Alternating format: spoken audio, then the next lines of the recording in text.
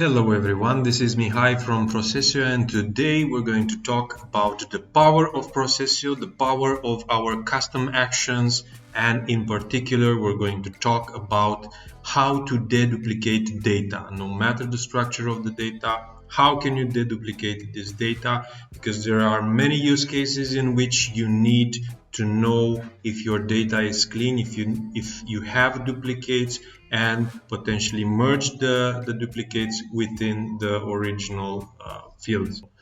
Basically, you find this action here. It's called the duplicate identification. Potentially, we're going to move this to here in the lists folder, but for the moment you will find it here.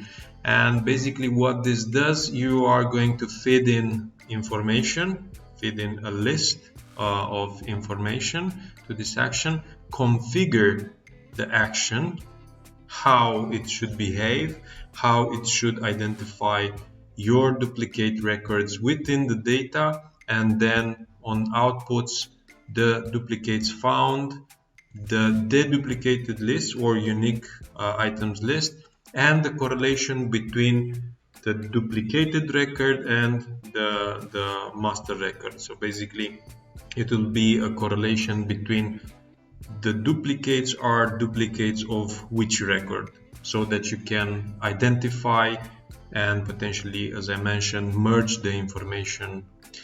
So going back, I have prepared here a very basic flow to showcase the capability.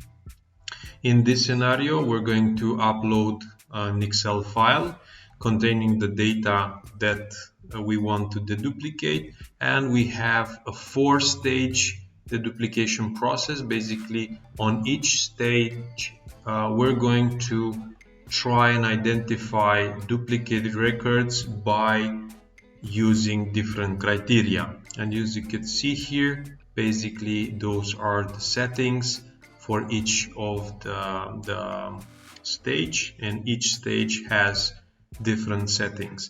It's just configuration, there's no code required, just configuration. Just need to understand the structure of this configuration in order to configure the deduplication process. After the first 2 stages, we're going to start and merge the data.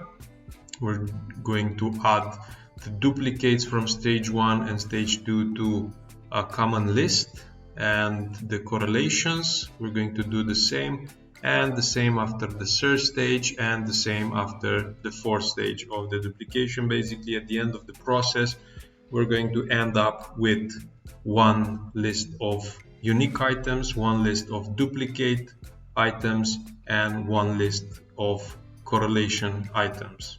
That's it.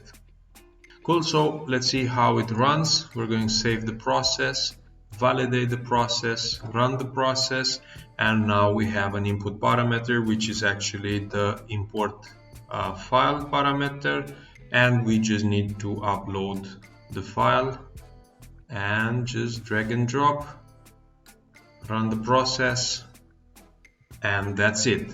Basically, the next step is just to watch the instance as it runs through each of the steps. As you can see here, stage 1 is done. We're already able to see the duplicates found at stage 1. Those are the correlations, and you can track them down. Now going to refresh again, and basically the process is already finished. As you could see, all the steps of the process has been run successfully, and as you can see here, you have the output parameters that we set it for this demo process. Basically, here you have all the duplicates merged together from all the stages.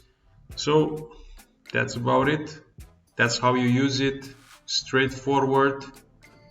If you want to learn more about how to configure this custom action, just go to our documentation. It has basically the ID field that you need to configure, which are the matches that you're going to use if you want to ignore some terms within the data, if you want to give alternate fields for the data that you have, for example, a last name and first name, and to sort the data after it has been deduplicated. There are multiple matching algorithms that we implemented here that you can use to configure this action for your own particular data.